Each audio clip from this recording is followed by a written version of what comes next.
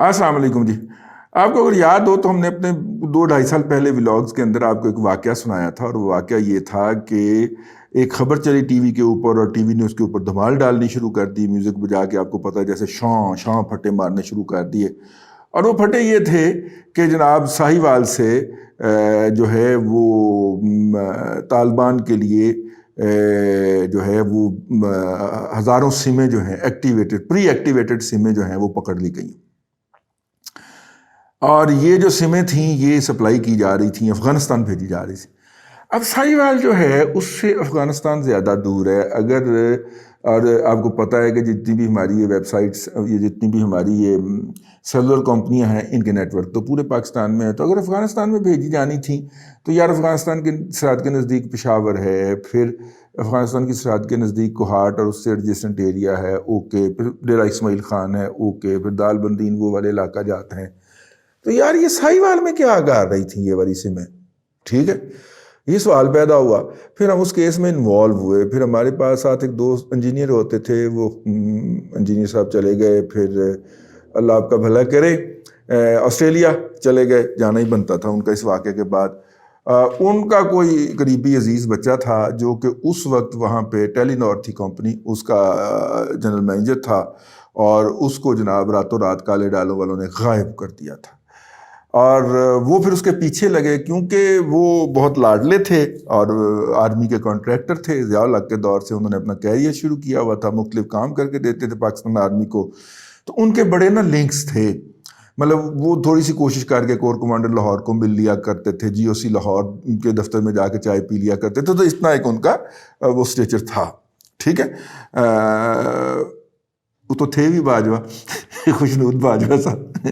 تو خوشنود باجوہ صاحب کا کوئی قریبی عزیز تھا، تو وہ اس کے پیچھے لگ گئے، اور لگتے لگتے وہ پہنچ گئے. تو نمبر 1 ادارے نے ساہیوال میں اس انجینئر کو اس وقت تک تو خیر سیدھا بٹھا دیا تھا، لیکن اس سے پہلے الٹا لٹکایا ہوا تھا، اور اس کے پاس سے وہ سمیں برآمد ہوئی تھی. ایشو کیا تھا؟ ایشو یہ تھا کہ وہاں پہ ٹیلی نار نے ایک پیکج، وہ کیا کہتے ہیں جی، وہ شروع کرتے ہیں، وہ اسکیمیں شروع کرتے ہیں جس کے تحت آپ کو اتنے منٹ ملیں گے تو آپ یہ سم ڈالیں اور یہ کریں اور وہ کریں. وہ شروع کیا، اور اکاڑا کینٹ میں جو ان کا ڈیلر تھا، یا ان کا جو اسٹاکسٹ تو نہیں کہہ سکتے، ان کا جو ڈیلر تھا یا جو ایجنٹ، سیل ایجنٹ تھا، وہ ان سے سمیں لے کے رکھتا جا رہا تھا، لیکن آگے سیل نہیں کر رہا تھا، اس کے ٹارگٹ پورے نہیں ہو رہے تھے. تو اس بچے نے جا کے انہیں کہا کہ یار میں اگلے ہفتے آؤں گا، اور اگر آپ جتنی آپ بیچ لیں، باقی مجھے آپ واپس کر دیں، کیونکہ پری ایکٹیویٹڈ سمیں ہوتی ہیں، اس کو ایکٹیویٹ کروانے کی ضرورت نہیں ہوتی. ایکٹیویٹ یہ والی جو ہوئی ہے نا، اب آپ فون پہ کرواتے ہیں، یہ بات کی بات. تو وہ جناب ہفتے بعد آیا اور اس نے وہ سمیں اٹھائیں اور وہ لے گیا وہاں سے. اب چونکہ وہ صاحب جو تھے وہ ARY کے کورسپونڈنٹ تھے، اور انہیں اس بات کا بہت رنج تھا. ساتھ میں اس نے ان کی ایجنسی اور وہ جو ڈیلرشپ یا جو بھی کہہ لیں ایجنٹی، وہ بھی کینسل کر دی کہ جناب آپ نے ٹارگٹس پورے نہیں کیے، اور ان کو جو انسینٹیوز ملنے تھے اتنی زیادہ سمیں بیچنے کے وہ بھی نہیں ملے. تو انہوں نے جو تھا وہ اپنے ٹی وی کے اوپر خبر بریک کر دی کہ جناب وہ پری سمیں لے کے جو ہے وہ بندہ جو ہے وہ ادھر کو جا رہا ہے. اور پھر وہ بندہ گرفتار کر لیا ہمارے اداروں نے یا CTD نے، جو بھی اس بندے سے دیہڑی لگانی تھی لگائی. اس کے اندر ناروے کا ناروے والوں کا نا، ناروے کی ایمبیسی سے لے کے ناروے کی وزارت خارجہ اور داخلہ تک سارے انوالو ہوئے، اور پھر ہماری وزارت داخلہ کو بھی اور وزارت خارجہ کو بھی انوالو ہونا پڑ گیا. اور جب اس کی تحقیقات ہوئی تو پتہ چلا کہ بچوں ایسے ٹھیک ہو گیا. یہ جو لوگ اپنے چھوٹے چھوٹے نوشنز کے لیے بڑے بڑے قومی مفادات کا رگڑا نکال دیتے ہیں، اس کی ہی ایک تازہ ترین مثال جو ہے جو میں لے کے آج آپ کی خدمت میں حاضر ہوا ہوں. جی بالکل اسی طرح ہمارے جو ہیں وہ گورنمنٹ کالج یونیورسٹی ہوتا ہے لاہور میں، جو کہ اب گورنمنٹ کالج یونیورسٹی بن گیا ہوا ہے. اور گورنمنٹ کالج جو ہے وہ برٹش انڈیا کے اندر انگریزوں کی آخری نشانی بچ گیا ہوا ہے. نہیں، وہ سویلین میں نہیں آتے سر، میں وہ تو پکی نشانی ہے نا. لیکن سویلین کے اندر گورنمنٹ کالج یونیورسٹی جو ہے اب ہے، لیکن GC لاہور جو ہے وہ بڑی پکی نشانی ہے. اور وہ ان کی روایت کے مطابق چلتے ہیں. مطلب کہ رج کے نلائق لوگ، رج کے گھٹیا لوگ، گھرچے ذہنی طور پہ فالغ البال لوگ جو ہیں وہ چن کے انگریز اس معاشرے کے ردے ہوئے اور گھٹیا اور ذلیل عناصر چن کے جس طرح ہمارے اوپر اشرافیہ کی صورت میں مسلط کیا کرتا تھا، اس طرح گورنمنٹ کالج لاہور کے اوپر کبھی وائس چانسلر کی شکل میں، کبھی رجسٹرار کی شکل کے اندر مسلط کیے جاتے۔ تو اس لیے جب وہاں پہ آ رہا ہوں، میں اصل ایشو کی طرف آ رہا ہوں، اس لیے جب وہاں پہ سنا ماس کمیونیکیشن کا شروع ہوا ہے، تو میری ایک بہت پیاری شخصیت ہے، انہوں نے مجھے بہت زور لگایا کہ میں وہاں پہ اپلائی کروں۔ تو میں نے انہیں کہا کہ میڈم زندگی بھر ہمیں کہیں پہ اپلائی کر کے نوکری نہیں ملی، جہاں پہ بھی نوکری کی ہے وہ انہوں نے خود فون کر کے گھر بلایا، آگے باقاعدہ پروٹوکول کے ساتھ گھر سے لے کے گئے۔ اور اگر ہم نے چول ماری بھی ہے زندگی میں کہیں پہ اپلائی کرنے کی، تو اتنے ساری سلیکشن کوئی نہیں ہوئی۔ تو لہٰذا میں اس شہر کی 6 یونیورسٹیوں میں وزٹنگ فیکلٹی کے طور پہ پڑھا چکا ہوں۔ فون پہ ہی انہوں نے بلایا کہ سر آپ تشریف لے آئیں، باقی ڈاکومنٹیشن ہم کر لیں گے۔ ٹھیک ہو گیا۔ اسی طرح اس لیے میں نے اپلائی نہیں کرنا، تو میں نے اپلائی نہیں کیا، تو ساری سلیکشن بھی نہیں۔ ویسے بھی اگر میں چلا جاتا تو وہ جو مجہول لوگ وہاں پہ بیٹھے ہوئے ہیں ذہنی طور پہ بیچارے ہیں، میں ٹاپ کی بات کر رہا ہوں، انہوں نے تو ویسے ہی ویک کے دندل پہ آ جانی سی، خاک سار دا چہرہ ویک کے ویسے ہی ہارٹ اٹیک ہو جانا سی۔ تو میں نہیں گیا وہاں پہ اس طرح کی کوئی کام کرنے کے لیے۔ لیکن ہمارے دوست ہیں احمد حماد صاحب، انہوں نے کر لیا۔ احمد حماد صاحب بہت پیارے اور اچھے شاعر ہیں، نئی نسل کے نمائندہ شاعر سمجھے جاتے ہیں، اور ہم سے بہت چھوٹے ہیں عمر کے اندر، لیکن بزرگی انہوں نے اپنے اوپر پہلے ہی طاری کر لی ہوئی ہے۔ تو احمد حماد صاحب جو ہیں انہوں نے وہاں پہ اپلائی کیا اور ان کو کانٹریکٹ پہ وہاں پہ رکھ لیا گیا۔ اب وہاں پہ اس کلاس کے اندر جس کو وہ پڑھاتے تھے، مطلب وہ وزٹنگ بھی نہیں تھے اور پرماننٹ بھی نہیں تھے، کانٹریکٹ پہ تھے، تو وہ جو پڑھاتے تھے وہاں پہ کسی کوئی ایک مقتدر ادارے کے اندر کام کرنے والے کسی بہت بڑے افسر کی جو بیگم صاحبہ تھی، انہوں نے بھی داخلہ لیا ہوا تھا۔ مقتدر ادارے کی اندر افسر کی بیگم کا تو ڈیوائن رائٹ ہے نا، اس کے تو باپ دادا کی ہے نا کہ وہ جی سی یونیورسٹی لاہور کے اندر پڑھے، تو اس نے داخلہ لیا ہوا تھا، تو مصوفہ تشریف نہیں لاتی تھی۔ تو یہ روٹین کے اندر حاضری لگا کے اور دفتر کو پکڑا دیتے ہیں، نارملی جو دفتر کے اندر ایڈمنسٹریشن میں جو کلرکس بیٹھے ہوتے ہیں ان کو آپ دے دیتے ہیں، تو یہ روزانہ حاضری دے کے آ جایا کرتے تھے۔ ظاہر وہ نہیں آ رہی تھی، اس کی ایبسنٹ لگتی رہی۔ تو جب وہ مڈ کا پیپر کا وقت آیا تو ان کو پھر بے نامی نمبروں سے کال آئی کہ آپ نے یہ کیا کر دیا، آپ کو پتہ نہیں تھا؟ انہوں نے کہا جی مجھے تو بالکل نہیں پتہ تھا کہ یہ کون صاحبہ ہیں۔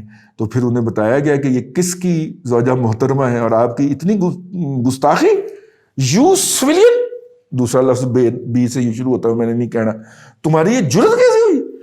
وہ جناب انہوں نے کہا کہ سر مجھے نہیں اندازہ تھا، شریف آدمی، پیٹر پوک آدمی۔ تو آپ ایسا کریں کہ اب تو میرے ہاتھ سے تیر نکل چکا ہے، وہ خاتون آئیں اور وہ مجھ سے مل لیں، اور میں جا کے ان کو وہاں پہ مطلب کہ ہیڈ آف ڈپارٹمنٹ جو ہیں ان سے ملوا دیتا ہوں، اور میں ان سے ریکویسٹ کر لیتا ہوں کہ جی میرے سے غلطی ہو گئی، آپ ان کی ایبسنٹ لگا دیں، یہ معاملہ ہو گیا۔ انہوں نے کہا کہ جی اس سے تو ہم کروا ہی لیں گے نا، پہلے تمہارا مک اٹھاتے ہیں۔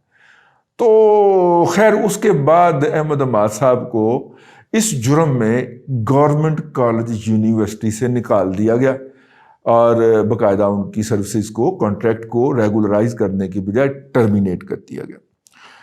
اچھا بات یہاں پہ نہیں رکی ہے، مطلب حماد صاحب حساس آدمی ہے، انہوں نے جا کے یار ایک اس کے اوپر فیس بک کے اوپر اس پہ ایک پوسٹ ڈال دی کہ جناب یہ میرے ساتھ ظلم ہوا ہے۔ اس پہ ان کے خلاف پیکا کی کارروائی شروع ہو گئی، سائبر کرائم ایکٹ کیا ہے آپ نے۔ انہیں بلایا گیا، انہوں نے کہا کہ یار جو کچھ میرے ساتھ بیتی ہے، میں نے کسی پہ الزام نہیں لگایا، میں نے تو یہ بتایا کہ میرے ساتھ کیا بیتی ہے، ٹھیک ہے، لیکن بم پہ پاؤں تو آ گیا ہوا تھا۔